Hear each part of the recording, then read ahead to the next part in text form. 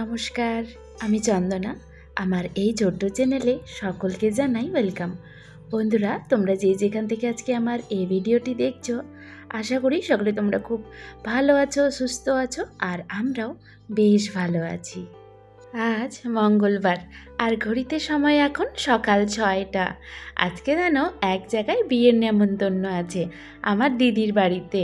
তো প্রথমে আমরা শ্বশুর বাড়িতে যাব, তারপর ওখান থেকে সেজে গুজে যাব বিয়ে বাড়িতে। একদিনের জন্য শুধু যাচ্ছি গ্রামের বাড়িতে, একদিন বলবো না ঠিক, ওই রাতটুকুই আর কি থাকবো। আজকে বিকেলে যাওয়ার কথা আছে। মাঝখানে আমার সোমবারের কোনো ভিডিও আসেনি জানো। সোমবার ভোর 4:30টায় আমার ঘুম ভেঙে গিয়েছে। মন মাইন্ড দুটোই ফ্রেশ ছিল, কারণ বৃষ্টি পড়ছিল জানো। সকালে উঠে তো ভিডিও শুরু করে দিয়েছি, এই বেলকনি মুছে ঝাড় দিয়ে তারপর একটুখানি বসে ওই ফোন ঘাঁটছি আর এইদিকে বৃষ্টির উপভোগ নিচ্ছিলাম।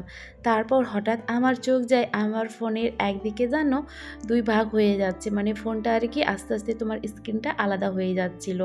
সেটা আমার নজরে পড়েনি, কারণ কভার থাকতো সেই কারণে। আর যখন আমি ভিডিও করি তখন কিন্তু কভারটাকে খুলে দিই, তো খুলে দিয়েই তারপর আমার চোখে পড়েছে আর কি। আর এর আগের দিন যেদিন আমি ভিডিও করি সেই দিন একটুখানি পড়ে গিয়েছিল আর কি স্ট্যান্ড থেকে। তো সেই জন্য না আগে থেকে এটা হয়েছে বুঝতে পারিনি। তারপর মন খারাপ হয়ে খানিকক্ষণ ধরে বসেছিলাম জানো, ভিডিও আর করা হয়নি। ওই যে ওইটুকুনি করেছিলাম, ওটা আবার পরে ডিলেটও করে দিয়েছি রাগের মাথায়। তো তোমাদের দাদাভাইকে বললাম কি ফোনটা একটুখানি নিয়ে যাও না ঠিক করতে, কারণ ফোন ছাড়া তো আমি এক মুহূর্ত থাকতে পারবো না, তোমাদেরকে তো ভিডিও শেয়ার করতে হবে। তো তোমাদের দাদাভাই আবার বললো তুমি বিকেলে রেডি থাকো, অফিস থেকে এসে তারপর নিয়ে যাব আর কি।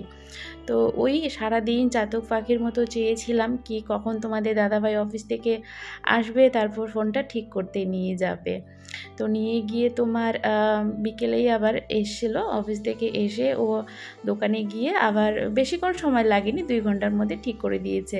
তো সেখানে প্রবলেম হয়েছিল ওই ভিডিও করতে গিয়ে, তারপরে এই যে ভয়েস দিচ্ছি এডিট করতে মানে করছি আর কি, সেই সময় জানো একটুখানি ফোনটা হিট হয়ে যায়।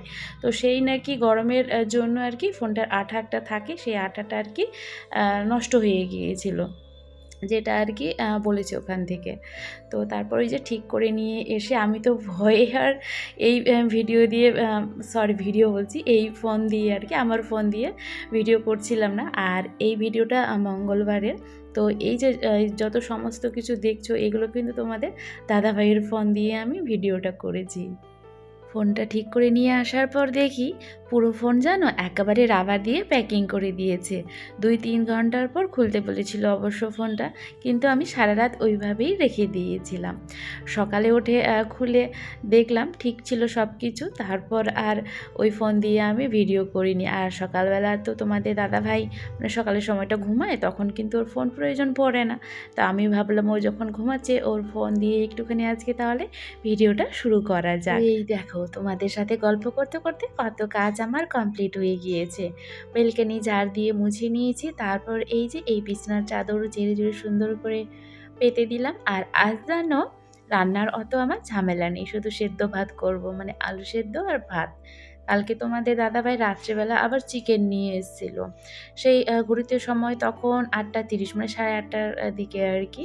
তো ওই একবারই খেয়ে রেখে দিয়েছি। তো ভাবছি বাবু আর আমি চিকেন দিয়ে খাবো, আর তোমাদের দাদাভাই তো সকাল সকাল চিকেন মাছ মাংস খেতে চায় না, তো ওর জন্য ওই যে সেদ্ধ ভাত করব। তো বন্ধুরা, আজকে আমার এই ভিডিওর কোনো অংশ যদি তোমাদের একটুখানি হলেও ভালো লেগে থাকে তাহলে কিন্তু অবশ্যই ভিডিওতে একটি লাইক, কমেন্ট, চ্যানেলটিকে সাবস্ক্রাইব করে দিয়ে বেল আইকনটি ক্লিক করে পাশে থেকো। তোমাদের একটি লাইক কমেন্ট আমাকে আরও ভালো ভালো ভিডিও বানাতে অনেক উৎসাহিত করে বন্ধুরা। তো না স্কিপ করে বাকি অংশটুকু দেখতে থাকো। এই ফার্স্ট মালদাতে আসার পর এতদিন এখানে থেকে এখন ঠিক আমার মনে আসছে না, 1-1.5 মাস বা 2 মাসের কাছাকাছি এরকম হয়তো হবে কি আমি শ্বশুরবাড়িতে যাইনি। সে আমার পুরনো ভিডিওগুলো দেখলে সেখানে বোঝা যাবে কি কবে পোস্ট করা আছে আর কি শেষ তোমার গ্রামের ভিডিও। তো অনেক দিন পর আজকে আমি যাচ্ছি আর কি। এমনিতে মালদাতে আসার পর মাসে তো 2-3 বার যাওয়া হতোই। সপ্তাহে ওই শনি রবিবার চলে যেতাম। সেই কাজে হোক বা কোনো কাজ না থাকলেও কিন্তু চলে যেতাম। এই ফার্স্ট এতদিন এখানে থেকে, যেমন রায়গঞ্জে থাকতাম 1-2 মাস বা 3 মাস পর যেতাম। তো ঠিক তেমনই আর কি অনেক দিন পর আজকে শ্বশুরবাড়িতে যাব, তাও আবার শুধু রাতটুকু থাকার জন্য। কাল কিন্তু সকালে আবার চলে আসবো।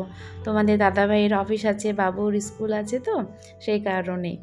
আর বিয়ের নেমন্তন্ন না থাকলে হয়তো আজকেও আর যাওয়া হতো না, অনেক দিন পর যেতাম। আমি মনে মনে ভেবে রেখেছিলাম কি 5-6 মাস পর আমি বাড়িতে যাব আর কি, শ্বশুর বাড়িতে যাব। এমনিতেই ছোটো যে ফোন করেছিল আর কি, বলছে কি তোকে কি বাড়িতে আসতে ইচ্ছে করে না। সবাই হয়তো ভাবছে কি এই যে আমাদের যেই নতুন এসিটা নেওয়া হয়েছে সেই জন্যই হয়তো যাচ্ছি না, যেটা বাস্তব কথা। এটা স্বাভাবিক, সবার মনে সেটা প্রশ্ন উঠবেই কি এতদিন তো ঘন ঘন ও বাড়ি আসতো, এখন এসিটা নেওয়ার পর আর ওর পাত্তা পাওয়া যায় না। এটা একদম বাস্তব কথা, এটা সবাই সবাই ভাববে। এটা আমার ক্ষেত্রে হলেও আমিও ভাবতাম, কিন্তু এসিটা নেওয়ার পর এখানে যেই পরিমাণে গরমটা করতো না, সেটা একদমই নেই। মানে এখন তো এসি চালানোই যাচ্ছে না, কারণ কন্টিনিউ 1 দিন 2 দিন পর পর বৃষ্টি হচ্ছে, তারপর ঠান্ডা ঠান্ডা ওয়েদার। মাঝে মধ্যে তো রাত্রেবেলায় ফ্যান অফ করে ঘুমাতে হয় ঢাকা নিয়ে, এরকম ওয়েদার। তো সেটা তার জন্য না কি এসি নিয়েছি এখন ঠান্ডা বলে বাড়ি যাচ্ছি না, সেটা কোনো ব্যাপার নয়। আসলে তোমাদের দাদাভাইয়ের কাছে বকা খেয়ে খেয়ে না এখন আর ওই গিয়ে শান্তিও পাই না, আবার ছুটে চলেও আসতে হয়। সে কারণেই যাচ্ছি না। আর সবথেকে বড় কথা হচ্ছে ছেলের সামনে এক্সাম আছে, পরীক্ষা আছে আর কি। তো সেই কারণেই বিশেষ করে। আর এর মধ্যে আগে যেমন বাবুর ছোট ক্লাস ছিল, তার মধ্যে 2 জায়গায় টিউশন ছিল আর কি। আর এখন 3 জায়গায় দেওয়া হয়েছে, পড়ার চাপটা একটুখানি বেশি, তার মধ্যে বড় ক্লাসও উঠেছে। আর ছেলের পড়াশোনা ভালো না হলে মা বাবার তো খারাপ লাগবে, তাই না? এখন যদি স্কুল থেকে বা টিউশন থেকে কমপ্লেন আসে, সেটা তো আর ভাল লাগে না। তো সেই জন্যই আর কি ভাবছি টুকটুক করে এখানকার ভিডিও তোমাদের সাথে একটুখানি শেয়ার করব। আর হচ্ছে ছেলেকে একটুখানি ভালো করে আর কি পড়াশোনাটা পড়াবো, সেই কারণেই যাচ্ছি না। তাছাড়া সেরকম কোনো ব্যাপার না। নিজের বাড়ি তো হোক না ভাঙাচোরা, এসি থাক বা না থাক, কিন্তু নিজের বাড়ির মতো শান্তি কিন্তু আর কোথাও নেই। তবে হ্যাঁ, আমাদের জীবনধারাটা একটুখানি আলাদা, যেহেতু আমাদেরকে বাইরে বাইরে কাটাতে হয়। এই যে আমরা এখন যেই ভাড়া বাড়িতে আছি, এটাকেও কিন্তু বাড়ির মতোই ভাবি। এখানে যেমন শান্তি আছে, এর থেকেও কিন্তু বেশি শান্তি যেটা আছে সেটা হচ্ছে আমাদের নিজের বাড়িতে। এখানে একটু না একটু হলেও কিন্তু বাধা বিপত্তি আছে। একটুখানি ঘরের কোনো প্রবলেম হয়ে গেলে কথা শুনতে হবে, কিন্তু নিজের বাড়িতে সেই তুমি যা করো না কেন, কেউ কিছু বলতে আসবে না। তো নিজের বাড়ি ছাড়া কি থাকা যায়? 1 মাস পরে হলেও যেতে হবে, 2 মাস পরে হলেও যেতে হবে, বাড়িতে তো যেতেই হবেই, তাই না? তো এই দেখো সমস্ত কাজ আমার কমপ্লিট। বিছানাপত্র ঝেড়ে, ঘরবাড়ি ঝাড় দিয়ে, ল্যাপা মোছা করে আজকে একটুখানি বেসিনটাও পরিষ্কার করলাম। আর তার সাথে আলু সেদ্ধ ভাতও কিন্তু আমার হয়ে গিয়েছে। আমাদের জন্য একটুখানি ভাত আলাদা করে উঠিয়ে রেখেছিলাম। মানে বাবু আর আমি, ওই যে বললাম আজকে একটুখানি চিকেন দিয়ে ভাত খাবো আমরা। আর তোমাদের দাদাভাই খাবে সেদ্ধ ভাত, মানে আলু সেদ্ধ ভাত। তো সেদ্ধ ভাত করার আগে আমাদের ভাতগুলো উঠিয়ে নিয়ে তারপর তোমাদের দাদাভাইয়ের জন্য আবার ওই সেদ্ধ করে দিয়েছি ভাতগুলো। তো দেখো এখন পুজো দিয়ে খাওয়া দাওয়া করে বিকেলবেলা তোমাদের দাদাভাই অফিস থেকে এসে তারপর চলে এলাম।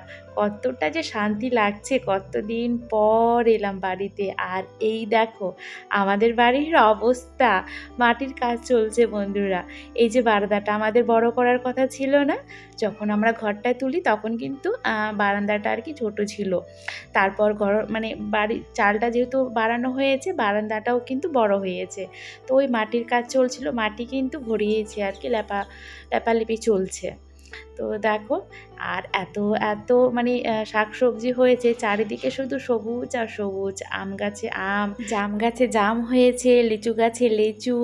সত্যি কথা বলতে আমাদের জামের গাছও আছে, লিচুর গাছ তো উঠোনেই আছে, লিচু হয়েছে, আমও হয়েছে, আর চারিদিকেই শাক সবজি, ডাঁটা শাক, পাট শাক, অনেক কিছু। তো এই দেখো একটুখানি ঘোরাঘুরি করার পর শাড়ি পরে সাজুগুজু করে চলে এলাম বিয়ে বাড়িতে। আর এই দেখো বিয়ের কোণে কি মিষ্টি লাগছে, আমার দিদির মেয়ে, মানে আমার পিসির মেয়ের আজকে বিয়ে। তো বিয়ে বাড়িতে জানো বৌদি, মা, পিসি সবাই এসেছিল, সবার সাথে অনেক মজা আনন্দ হয়েছে। আর এখানে যেন বেশি ভিডিও করিনি আমি, তারপরে যে মা পিসির সাথে একটুখানি ছবি তুলেছি। বন্ধুরা, তাহলে আজকের মতো ভিডিওটি এখানেই শেষ করলাম।